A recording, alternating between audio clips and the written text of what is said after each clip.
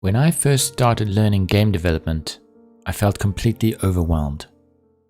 I was excited about making games, especially with the Godot engine, but I had to piece together knowledge from everywhere: the official docs, scattered tutorials, Reddit threads, even paid courses. And even then, I still felt lost. I could follow along with tutorials, but I wasn't learning how to make things on my own. I was stuck in tutorial hell.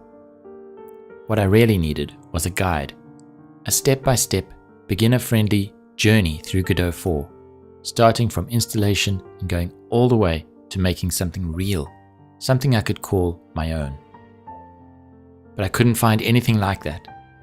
So I made it myself. A Beginner's Guide to Godot 4 is the book I wish I had when I started.